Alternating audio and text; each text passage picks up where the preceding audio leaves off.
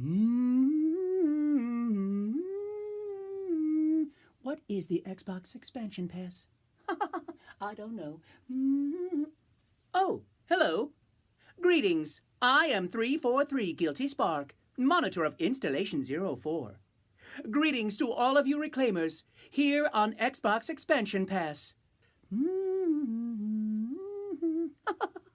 Xbox Expansion.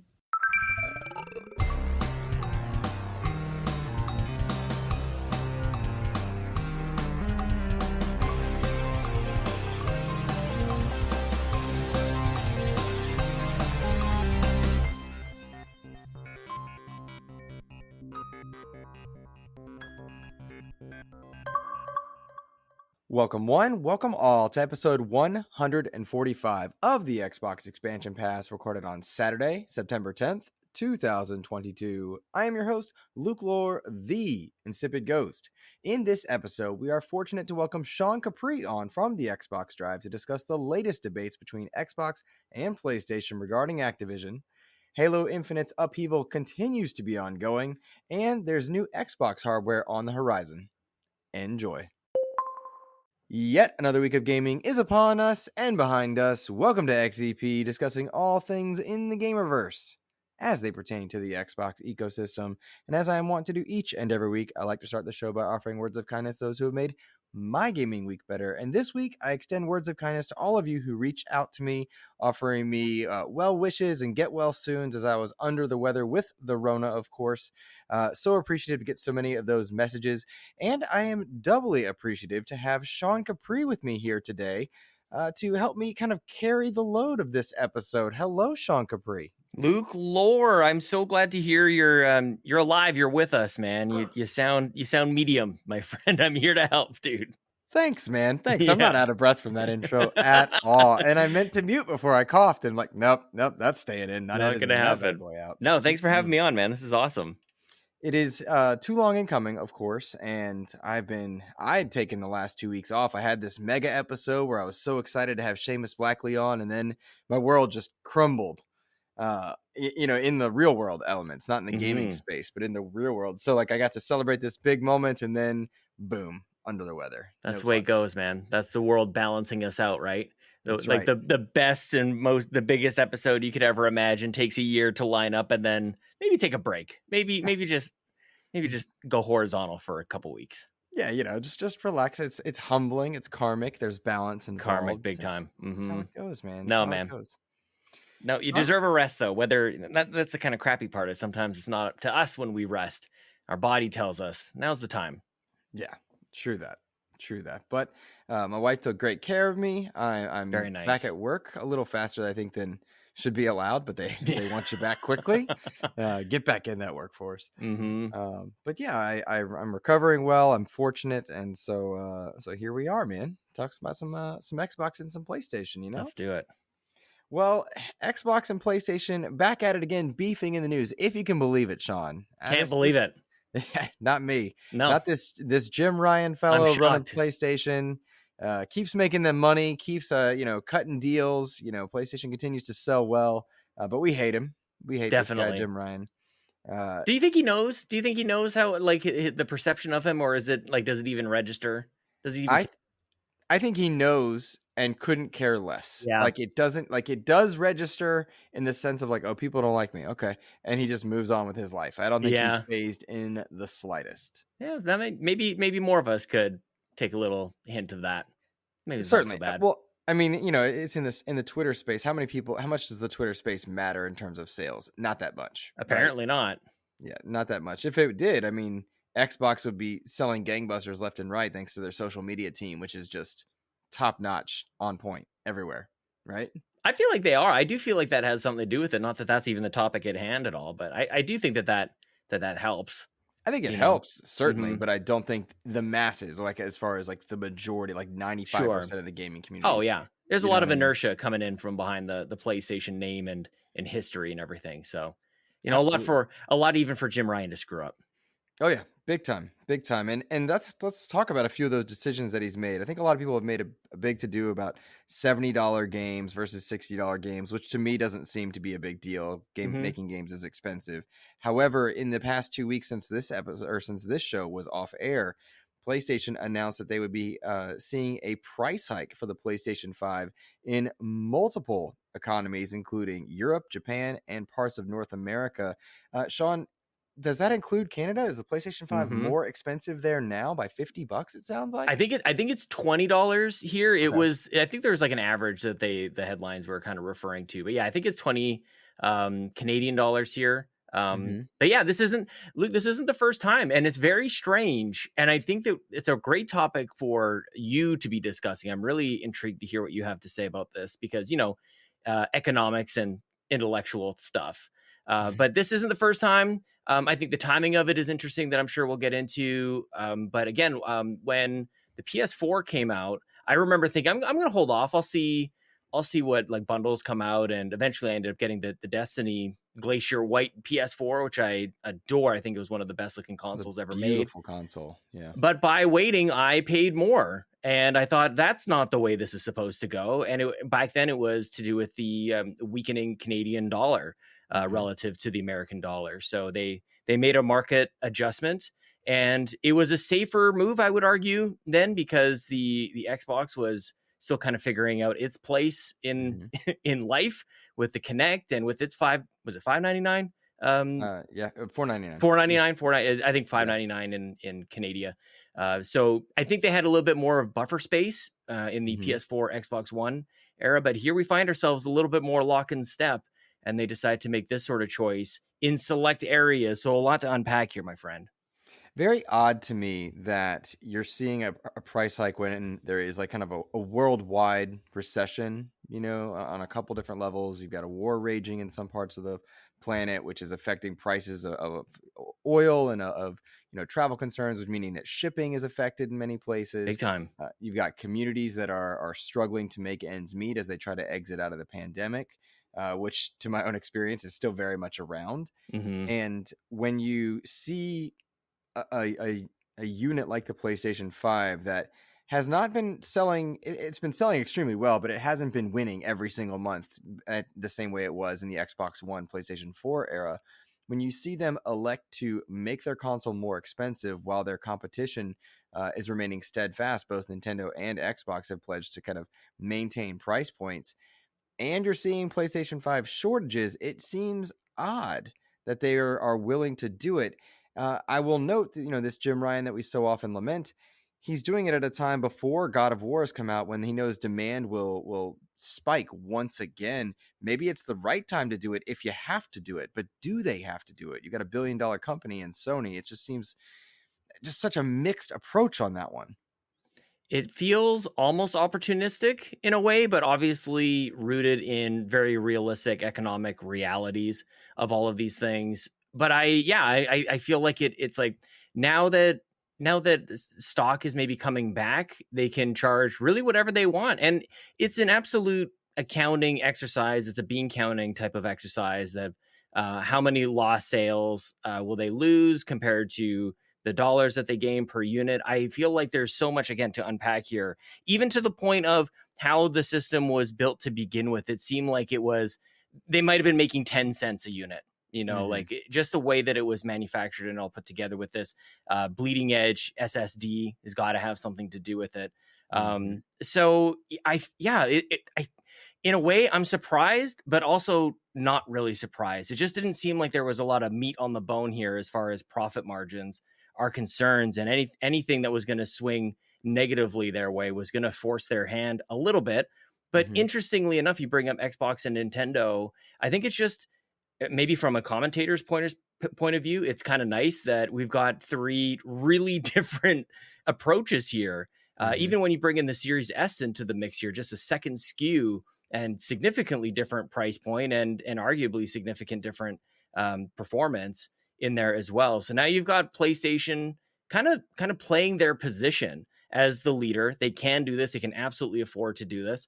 But Mm-hmm. it's, I would say, more than like an economic hit on them. It's more of an added narrative hit on PlayStation. Mhm. And it's just a matter of when this may or may not add up to something more substantial than a bunch of us on podcasts talking about it.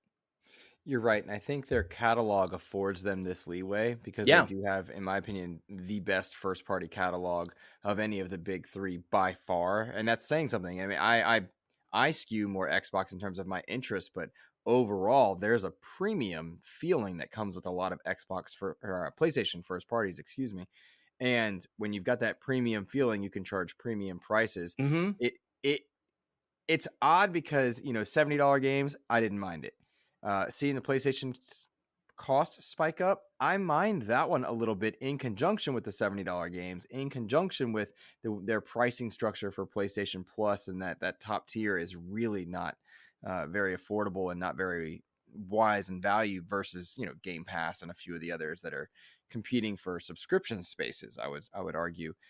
So it's definitely a gamble, and to the point you made, we're seeing a very different approach by Microsoft than we are from PlayStation, than we are from Nintendo.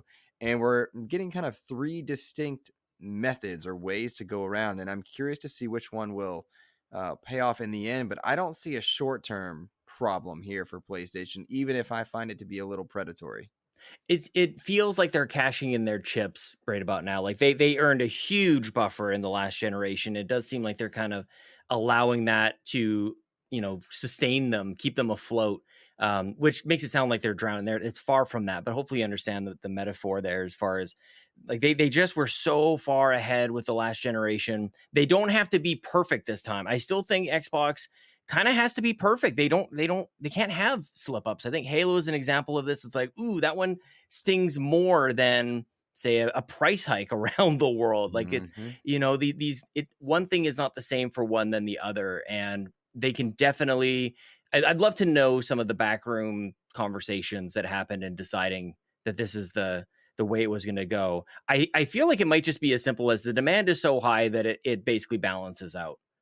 That, I think you're do probably you know what I right. mean? I think you're, Just from a yeah. cost, like a supply and demand standpoint, it's not going to And hurt they'll them. have a good headline when they reduce it back down. Yeah, They'll have a yeah. big headline. But it in the short term, I do think it gives an opening to Xbox, and I'm kind of surprised they haven't really taken. I guess they just play it out that they're gonna stay the same price, but it does allow for a move, whether it's as snarky as something like here's how you share games, Mm-hmm. or as something more strategic like an actual price drop, another $10. I also Mm-hmm. have to wonder. Obviously, these are global economic conditions. They would be impacting Xbox as well. They must have Mm-hmm. been having similar conversations and chose to stay the course where PlayStation chose to increase the price.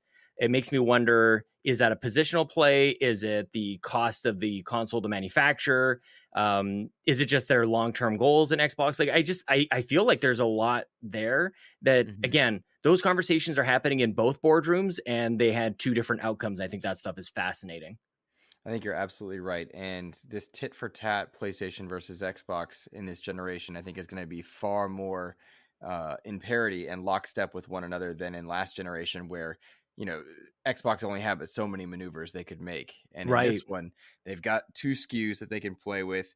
I wouldn't be surprised if we see a reduction in price on the Series S for the holiday season, like a temporary Mm. price drop. Get that thing down to 270. That's really attractive in the holiday times when people are pinching pennies. Get it down to 270, bundle it, slap Fortnite on the box, and any other Sea of Thieves, Game Pass stuff. Like, you get that Series S price down wherever you can worldwide, to bring people in and let them experience some of the offerings that you have on Xbox. Because, whether the Activision deal goes through or not, and we expect that in June of 2023, there's a lot of offering. Bethesda, in theory, is going to start delivering come 2023. Starfield is supposed to hit. You've got Redfall. I mean, there's, in theory, if we can really get this first party catalog going, if the more people you get in now to at least have the two SKU or two system approach where they've got a PlayStation and an Xbox, that is a big win for them going forward versus just not having anything, not getting people in at all. Yeah. How long, this is an interesting thing. Like, how long is the Series S going to be able to maintain its position as like a viable option when we think about life cycles of of consoles. I think the Xbox One is technically still part of it all. Like when we think about Halo Infinite, people are playing Halo Infinite on 2013 Xbox One, like the VCR. It's wild to think about. So I guess from that perspective alone, the Series S is probably going to be around longer than I imagine it. Because you went Series S as far as their competitive slant that they could maybe swing at this. I start to think about how the PS5 has a disc and discless version of the same capabilities. And I wonder at what point does the Series X get a discless version? And it has to in my mind, almost coincide with a bit of the farewell to the Series S, if that makes any sense. Like the Series S almost seemed like an entry level and beginning of the gen play. And I'm curious on how long it remains as part of the ongoing mainstay conversation when you talk about Xbox. I don't think it goes anywhere. I really don't. I think that the Xbox One, it needs to be phased out sooner rather than later. Right. But I think the Series S sticks around and stays in perpetuity because one of the things that Microsoft's design philosophy has allowed them to do is build for a scalable element. And like when I was ill, I played a bit of Sea of Thieves on a Series S on a TCL monitor because I was in a guest room isolating, and it did not look anywhere near as good, but it was fully playable. Yeah. And how many people absolutely. how many people are logging in on the cloud and playing these same games, again, scaling to their device? And I think that's going to be the play. You put this in a kid's bedroom, they're not worried about fidelity and pixel counts and things like that. That's something for the podcasters to care about and the adults to care about. The kid, they just want to play Fortnite with their buddy, So do you not anticipate, like, and not that there's any rumors here, why don't we start it here? A discless Series X, like their top model, but I mean, I don't know, $50 or $100 less. I know that confuses, and the reason I bring up the Series S because I think that immediately confuses things with the current 2 SKU lineup. But I don't know, it's an interesting, I don't know, maybe an interesting thing to consider at least. I hear your point, and it's well made, but I think the circumstances surrounding the pandemic, the distribution of chipsets, and the inability to get consoles out there regularly has slowed adoption in this generation. And so why complicate it further? Yeah. Would be my thought. I think if we had started no pandemic and chips weren't a problem and you could have gotten consoles out there faster, maybe you'd be having a different conversation. But for the foreseeable future, I don't see a discless version. However, it would make perfect sense down the line, right? As they create kind of the mid-gen, if it's a mid-gen refresh. I mean, the PS5 itself is already getting an internal rework. The latest PS5s that are coming out have a completely different heat sink and a few other differences. Which focused on weight, by the way, which I think is all part of this. Like as far as shipping goes, you think about the package weight, that's definitely consideration. It's not necessarily something to pass along to the consumer. But yeah, when they're shipping millions of these units around the world, you want to make it as light as possible. Absolutely. But no, I like your idea. I think the circumstances might have negated it, whereas it could have happened sooner otherwise. Does that make sense? Yeah, I think so. I'm looking just as a, thing at a completely unrealistic standpoint of PlayStation maybe has an unforced error here. Let's see what Xbox can do here. And one of those things I think is, to your point, price adjust the Series S. Maybe there's a bundle. Maybe there's just, again, remember the SAD edition, the Xbox One S all digital. Clearly a pilot for Series S. Absolutely. Clearly. And even just the Series S, but as getting people okay with a console doesn't have a disk drive. I remember, I think you and I reported on that as part of the Xbox Drive back in the day, that everything is just about setting expectations. And they were able to do that not at a console launch, at the tail end of a console, just to say, like, this is a thing that can happen. And it made it okay, made like all the questions and answers happen at a completely uncritical time in a console's life cycle, which allowed them to have the launch with the Series S. But the point that I'm making really is that the One S, the all digital edition, was the same thing underneath the shell. It was the same console. It wasn't, so they just closed the box essentially. Yeah. And I feel like that's possible here. Where I reach my limit in terms of knowledge on this topic is what margins are allowed when you sell a one with a disc in it. I feel like they're $100 more and they don't cost $100 more in manufacturing. So that would incentivize them to keep a disc version because people are feeding more into the bottom line with that model, I would say, rather than like a cost cutting no disc version where you're slicing a little more thin on the profit margins. You're right, and you're making a good point, and I don't think I have the knowledge base to truly add anything further to that one, but it's going to be something to watch, and I would not be surprised if we see those that discless version for the Series X down the line. Yeah. And you might be something as calling it the Series X all digital. You know what I mean? And just that's all it is. And don't try and make a Series Y or a X3 or what I mean? Like, don't make it further complicated because this Core. Well, they've got this core language now too, which is kind of interesting. Well, let's open it up for that then. You're Yeah, right. Look at us. New Xbox hardware coming by way of new Xbox Elite 2 controllers coming down the pipeline, but a stripped down version of that Elite 2 called the Core is debuting in white for about $60 American cheaper than it otherwise would be. To my way of thinking, Sean, when I look at this, it's just the Elite 2 minus the extra paddles and the extra joysticks. Is that how you read it? Totally. Yeah. It took me a little while at first to really understand what the heck was going on here, but yes, that's kind of where I land on it. Surprised me because I was expecting an Elite 3 if they were going to do it. So was I. So it seems odd because there have been so many build quality issues with the Elite 2.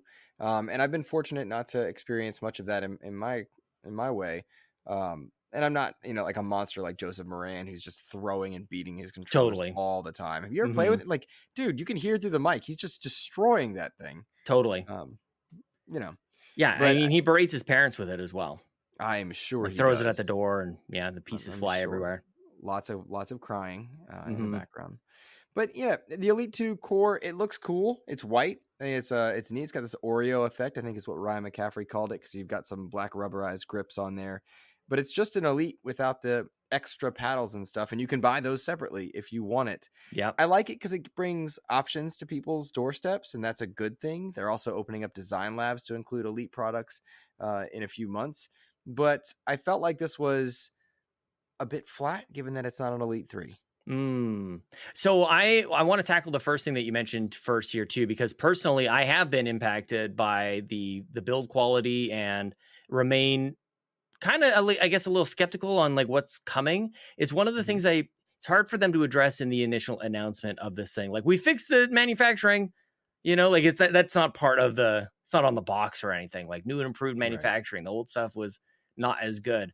But my A button on my Series 2, Elite Series 2, A button went. I noticed it primarily with Tony Hawk, where you're holding the A button and he would just like start jumping on his own. I thought I was holding it down, and the connection would kind of like come and go, which would allow him to jump up and down. So that was tricky. And then the right bumper stopped working, and I noticed that with Psychonauts 2 primarily. A lot of the power ups were done with the bumpers, and so I actually don't have my Elite controller anymore. So I wanted to address that at the start here, just to say I do have my doubts on the build quality of all this.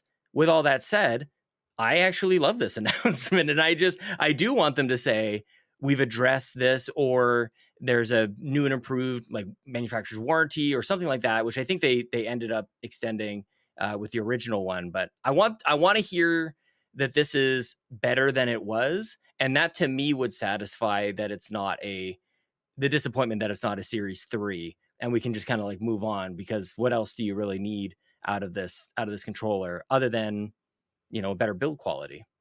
Right. That's a good point. And I don't know what I would do for an Elite 3. And I've been using a wired controller, the React R controller. It's like $40. I was sent a review unit for it. Was that the Turtle Beach one? Thing. Is that what that was? Yeah. Yes, Turtle Beach React R. It's wired. And the real big difference is it's got 2 back buttons. Yep. Like where the paddles would be, and that's it. And I assign those to A on the right side, B on the left. And that's just that's all I really do with my Elites is have those 2 paddles. And that's the difference. And I've been having a great time with this $40 controller. I don't need to spend $160, $180 to do anything or to have the paddles, but I would. However, this is an option out there. That's all I care about is paddles. And I just wish that this generation had launched with paddles on the back of both systems controllers for sure. Yeah, it's the paddles are one thing that I don't know, it comes super naturally to, not like vampires, like, but like actually naturally to people Hmm. right away. But once you have it, like, especially for first person shooters, to be able to jump and or sprint without Hmm. taking your hands off the thumbsticks or pressing them down, like the paddles are lovely in that sense. And I'm a bit of a simpleton more often than not, but especially with the paddles, that's essentially all I left them to, and I really do miss that.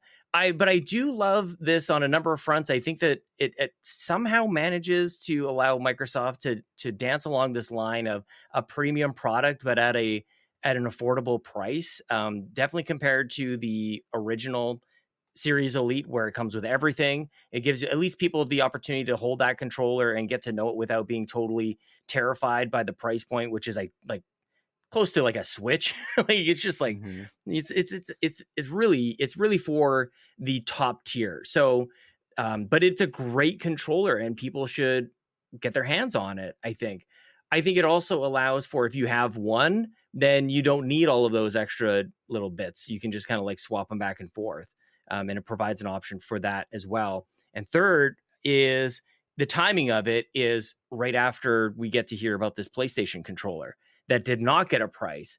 And I just think Hmm. that there's, just as we were talking about all these different narrative knocks over in PlayStation land, there's a few positives in Xbox land. Just like it's like a counterpunch.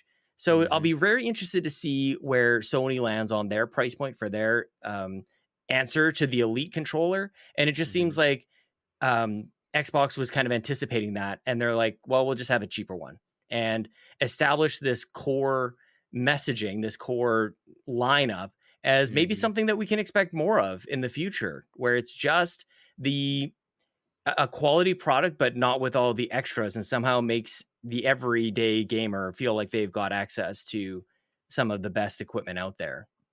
I think you're really onto something with the idea of core being a marketing point that they're going to use going forward.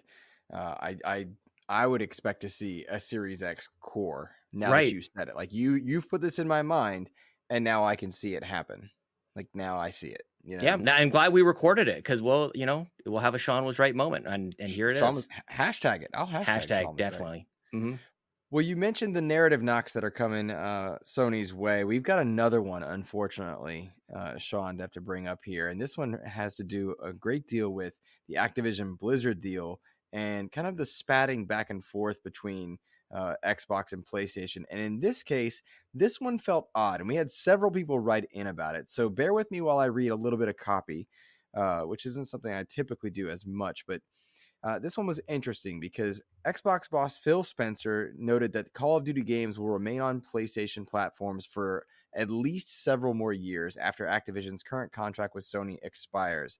PlayStation CEO Jim Ryan came out calling that offer inadequate. And this is what's interesting. He was making a statement to GamesIndustry.biz, and Jim Ryan stated that he didn't intend to comment on it, on any of this business, until Phil Spencer brought it into a public forum. And just for him to drop Phil Spencer's name alone seemed to alter, I think, the professionality of the, Hmm. the approach. It really kind of stuck in my craw a little bit differently. And I grant to any listener that I am hosting an Xbox show. So hold me accountable there. Now, Jim Ryan said specifically, quote, Microsoft has only offered for Call of Duty to remain on PlayStation for 3 years after the current agreement between Activision and Sony ends. After almost 20 years of Call of Duty on PlayStation, their proposal was inadequate on many levels and failed to take account of the impact on our gamers.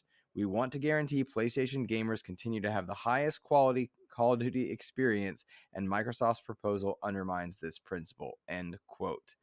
Now, this one stuck out. We had several people write in on this one, Sean. Rune Talvik said, with all the exclusive content that Sony has and them literally blocking games from being on other consoles like Xbox in particular, what do you make of Jim Ryan's recent comments? Hypocritical? Do you feel he made some good points? Is there gray area in the middle here? Sean, what was your take? I think he's doing whatever it takes to slow down or even maybe even try to disrupt this deal as much as possible. Like, and I can't fault him for that. It does put everything out into the open, which is nasty, and I don't like it. I'm right alongside with you. It does feel unprofessional. It feels like it's not. I tweeted it like I it's not the PlayStation I like watching. Mm-hmm. This is a whiny, desperate PlayStation, and they don't have to be. They're very competent, and I do think that Call of Duty obviously has a massive impact on console gaming on PlayStation. It's a huge reason that Call of Duty went to PlayStation to be the home back in the last generation. Like, there's a lot at stake here, definitely. But I really dislike the way that this is being handled. I think it fuels the already disgusting and pointless console wars at the highest level. Like, there's nobody else. It's Jim Ryan, and inadequate to what standard, to what degree? Like, is he? I'm trying to find what I'm missing here, because my immediate reaction is just like, give me a break. But like, is he trying to stand up for his own ecosystem, his, like, for players in PlayStation, to kind of like start almost like a war cry? They're not doing enough for us, and I will fight for you. It feels very political. And the sad thing is, when we get into that kind of sphere, is that nobody is wrong. It's black and white. There's no middle ground to be found, and it gets nasty really, really quickly. So I don't like it, but that's kind of my high level take on it, I guess. I thought about the same thing. He's doing his job in trying to disrupt this deal and do what's best for the PlayStation brand. But I'd never once have gotten the feeling that Jim Ryan is doing what's best for PlayStation gamers. Yeah. Which is a stark contrast to the way we evangelize Phil Spencer. We always seem to feel like he's doing what's right by us. And that goes back to their very good social messaging and whatnot. But, I look at a lot of Jim Ryan's decisions. Think about Horizon. Remember when Horizon was not going to be on PS5 if you had it on PS4? There's something a matter of, like, you'd have to buy both versions if you wanted to. We believe in generations. Yeah, we believe in generations is exactly right. And then, like, all right, well, we'll do it for this one, but not this next one. And just a lot of that very strange, I felt, anti-consumer messaging. And then to see the way that he was making comments about 3 years isn't good enough. And I'm thinking 3 years in the gaming industry is a very long time. It's a lifetime. For that's 3 games. That's probably, or maybe 2 games. I think we're hearing it's not going to be a yearly entry perhaps anymore. But yeah, 3 years is a lot. 3 years is a whole lot. And you have to think, what acquisitions could either company make in that time? What new franchises might come about? I mean, there's a lot of time there. I felt like that was a very generous thing to say, hey, we're going to give you Call of Duty for 3 more years. And that's plenty of time to build your own, if that's a thing that you wanted to do. Because it could be 0. Yeah, it could be 0. And that was the part that just felt so strange for him to call it inadequate. And the hypocritical element, I'll jump in with Xbox Mike's question. He says, after Jim has come out and spoken about this and said that 3 years after the already agreed upon contract, if Activision Blizzard goes through, regardless of the fact, Phil could say, well, we offered you 3 years and you threw it in our faces. The offer no longer stands. Right. Would Phil do that? I don't think that'd be a good move on Xbox's side financially, or even, agreed, in terms of, visibility and optics. But, like, I think about all the decisions that PlayStation has made regarding exclusivity with content, paying for exclusive content in the Call of Duty space in the last generation, 30 days of exclusivity content, similar to how Xbox did in the 360 era. I think about characters they've locked out from other consoles, Spider-Man on PlayStation and not in Avengers, but not on Xbox and PC. I think about Street Fighter, which was kept entirely from Xbox during the Xbox One generation. Final Fantasy still nowhere to be found on Xbox right now. Just a lot of very strange exclusive based decisions that are not great for gamers overall. It does feel hypocritical to see Jim Ryan upset about this, but not the other stuff that they're doing. I mean, Deathloop, we can't even talk about Deathloop until it comes out. Like, nobody's allowed to say a thing. Right. Very strange. Yeah, it's the whole, it gives me flashbacks to the Rise of the Tomb Raider type of stuff. And what I came away from that, because I remember just getting right into the middle of all those ridiculous conversations and arguments and whatnot. And it's just like, there is no equal. that's basically what I came away with that conversation, is that there's no way to establish like these are the rules, this is what people consider fair, because there's always an exception here or a special case there that makes it okay for one and not the other, or vice versa. So it's like, to even try to find why this is allowed or not allowed, or what's adequate or inadequate, it's baseless, and it doesn't really matter. So I don't know. Again, I don't know how much these public facing conversations impact the approval by whatever regulatory bodies have to approve this thing. But in the end, the players who pay attention to this just get the sense that Xbox is in a really powerful position. And I would have loved to see PlayStation like weather this storm. Just as as somebody who, for anybody who doesn't listen to me, like I also have a PS5 and I had a large number of PS4s as well. Like I play all the consoles. And I love what PlayStation means to this, to gaming. And I would just, like I said, I would love to have them come through this a little bit more steady, a little bit more confident, and not have to deal with this nastiness and pettiness, because it's probably going to happen. I wonder if there's any sort of indication. Maybe I'll ask you the question, like, does this indicate that there is a chance that this deal doesn't go through? And maybe that's a whole other hour conversation of what that would mean for the future of the industry, for all the other mergers and acquisitions that are happening. Like, what are the precedents that would indicate that this one doesn't go through, but there's others that are going through? There's a lot there, man. I think there's certainly a chance that it doesn't go through. You think? Yeah, I mean, sure. I don't think it's likely, but sure. And okay. I say, as a very armchair analyst who knows absolutely nothing, same. Xbox doesn't spend this money on the legal proceedings, make the announcement, go kind of handshake agreement on a few things if they haven't done the research to know it's going to go through. Agreed. Right? Yeah. So that's my logic in that. It's not that I know anything or have any inside approach or insight to it. It just seems like, well, this $1 trillion company, they wouldn't make the move if they didn't think they could make the move. Agree. And again, like I think actually Phil even said, and I almost think that every podcast could start with this quote, where Phil recently said in an interview, somebody was asking him about how he feels the proceedings are going, and he's like, I've never done a $70 billion deal. Like, I think positive, but like, this is my first. And I thought, none of us have done a $70 billion deal. Like, none of us know what's happening. And if the guy spearheading the deal can be that vulnerable and transparent to say, I've never done this before, then maybe that's something that can at least, like, we can check our bases a little bit when we talk about it. True. I think you're absolutely right, and you make a good point. And whenever it happens, June 2023, I think, is the agreed upon date amongst those that are in the know. I don't mean that I'm agreeing on it. I'm saying I'm listening to what people who are more knowledgeable about it are saying. It sounds like they're all in favor of June 2023 being the time. I'll be really interested to see where Xbox is at that point. We'll have had Starfield and Redfall. We'll, in theory, be starting to see a cadence of Game Pass that we're expecting to be well beyond the Gears, Sea of Thieves, Forza approach. Yeah. So the known quantities will be done, and we'll be exiting any of the deals that PlayStation had on, like Ghostwire Tokyo and Deathloop. They'll be done. So it'll be time to see Xbox truly shine in 2023. But I certainly said that in 2020 about 2021 and 2021 about 2022. Yeah. And I think it leads us to our next conversation, and that has to do with Halo Infinite and the state of Halo Infinite and what seems to be going on with the flagship franchise that Matt Booty and his group are looking up. We got news this past few weeks, Sean, that Season 3 is not going to start on time for Halo Infinite, and it's going to be starting not in November.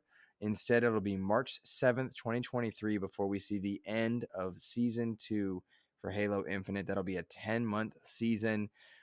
And it's very odd to me because what they're having in its stead is a short, free winter update that's going to take the place of Season 3's Battle Pass.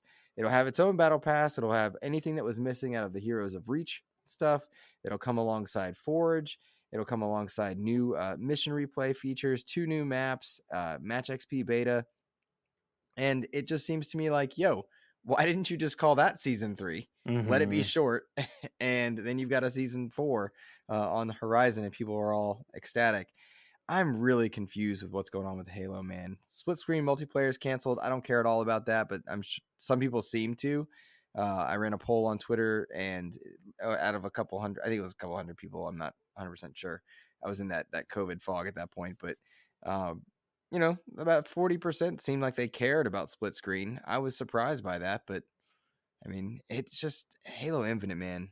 It's struggling, and such a good game. It's such a good game. It's such a shame. It's there's so much again to unpack with this one here as well, as far as like, should they say anything at all? Is it doing them any good, or is it more harm? Like, what does that even mean? I think the poll is an interesting one as far as the split screen thing goes, and I think it's less about who is particularly impacted or personally impacted by this, and more of just like what it actually signifies or means. And the fact that Halo 5 didn't have one was a numbers-based, a data-based decision that hits people in the feels. And I think this is very similar to that. Like, they made that decision for Halo 5, and I'm sure numbers-wise, they were right. It's the right decision. But it's what it, like I said, it's what it signifies. It's what it takes away. It's what it doesn't respect the history of the game. And somehow that seems to matter. Like, perception is reality in a lot of these cases.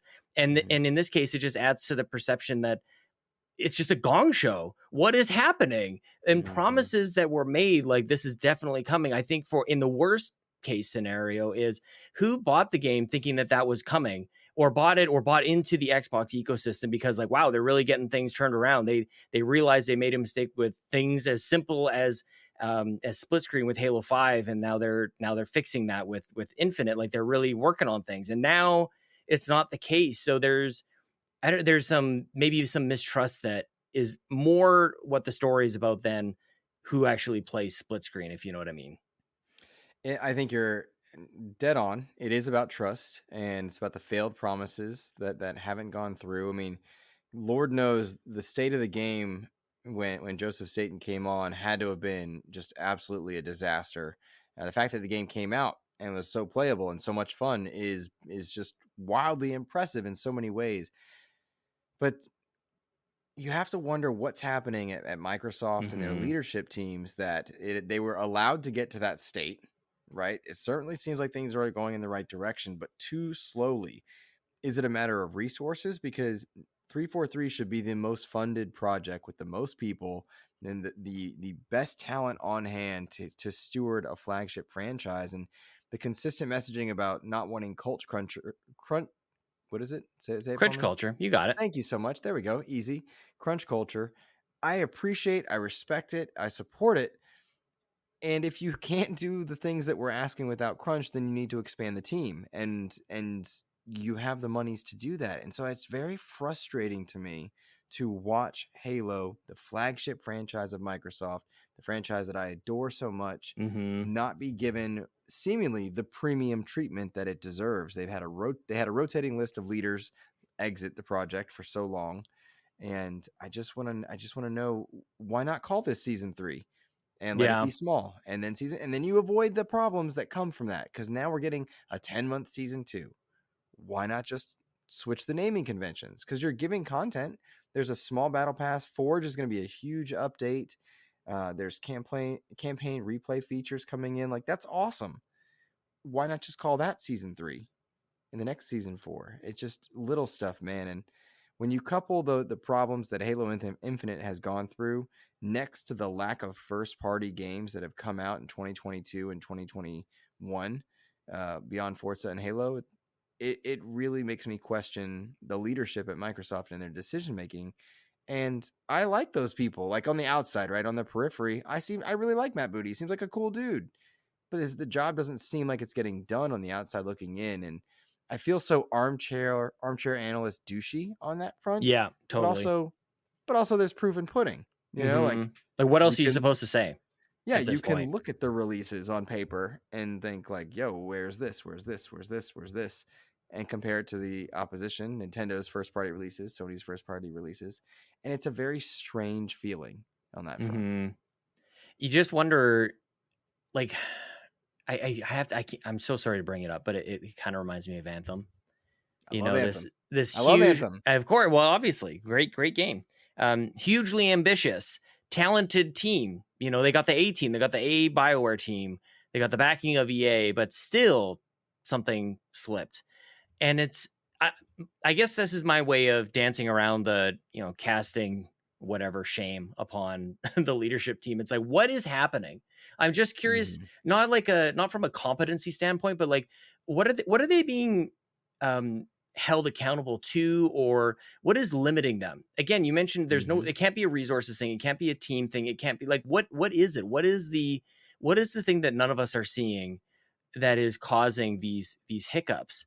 Like, and maybe it's just as simple as the game was in multiple iterations prior to being released, and maybe it wasn't necessarily about like what shape it was in, but just what stage in development it was in, which was to say that it was likely very early and needed a lot of work early on, or maybe the pre-production phases were a little bit rushed. Maybe it's the engine. Like, who knows how this engine is actually scaling for them as far as the things that they want to implement.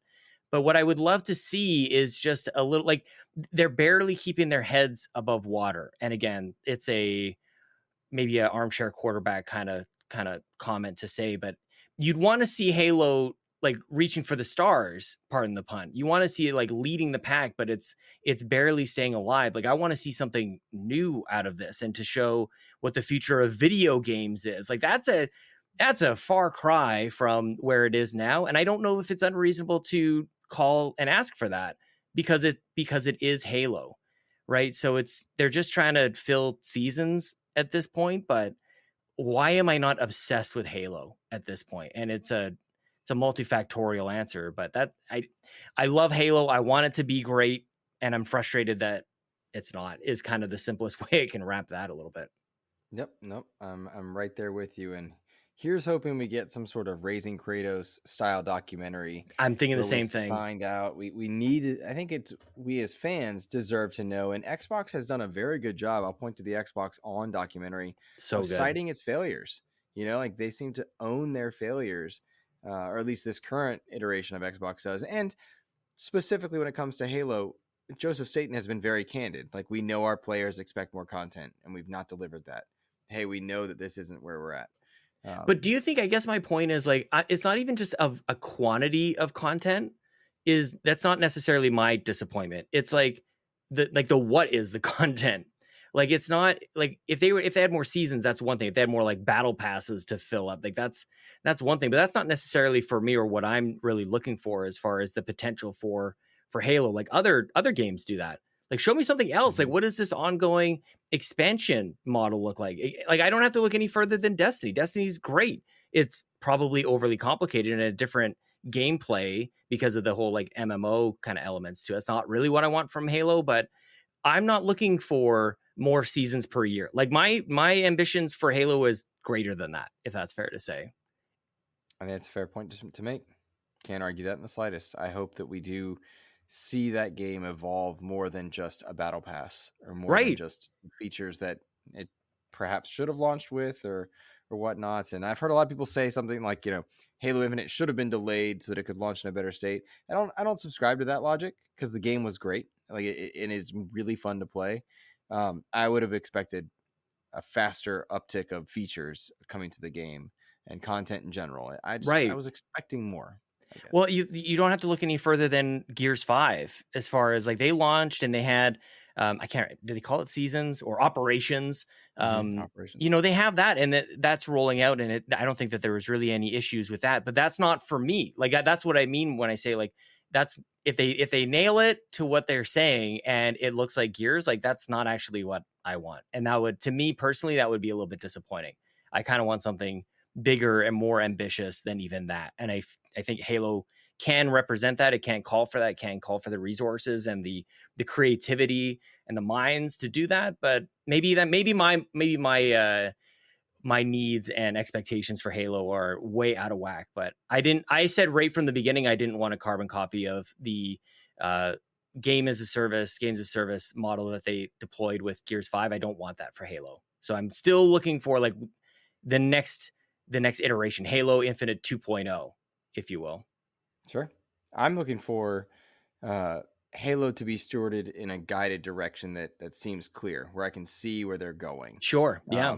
As a diehard DC fan, it's destroying me to watch what's happening with WB and the confusion Mhm. around the DC universe. And you've got this incredible the Batman, you've got a really good version of Justice League, and you've got Henry Cavill sitting there. It's like, do I make a movie or not? What are we gonna do with this actor? Right. It's just so confusing, and it feels like when you look at the Halo show, when you look at Halo Infinite, when you look at Yeah. Halo as a franchise, it's very confusing to know how to feel. Yeah. And that sucks. That kind of stinks, Mhm. Remember that All right. podcast, Hunt the Truth? Go back Oh to that. wow, I That was missed good. Hunter. That was a good stuff. fun one. That's when they That nailed was it. good stuff. It was good stuff. I liked it as well. All right, man. Well, I think it's been a fantastic episode having you on, and I am so grateful that you got to join me. Would you be so kind as to share with the people your socials and let them know where they can find you, and anything else you got in the pipe works? Well, thanks for having me on, dude. It's I apologize. It's after the largest episode you probably have ever had with Seamus, but it's good to hang out with you, man. I feel like even when you're ill and under the weather, and me at my absolute best, I can barely keep up with you, man. You're a master of your craft, and it's awesome to be on the show. People can find me on Twitter at Sean Capri. Of course, it's Sean like Connor, Capri like the pants. We do the Xbox Drive every single week on podcast services, very similar to probably what you're listening to right now. And at youtube.com/carpoolgaming, alongside a bajillion other console platform specific podcasts and other content that we create over there. Do take a moment, guys. If you're unfamiliar with Carpool Gaming, they do some of the coolest, most fun shows. It's a pretty neat little empire you've created for yourself, man. I'm really proud of you. Thanks, dude. We have a good time. It's probably some of the most fun that we have during the week. Not even probably, definitely the most fun we have during the week. So I appreciate you letting me tell people about it. And yeah, it's a welcoming place. So There you go. Cool. There you go. Guys, you can find me on Twitter at InsipidGhost. And of course, you can find this show on all your podcast services, including YouTube, youtube.com/Xbox Expansion Pass. Have a wonderful rest of your week. Take care.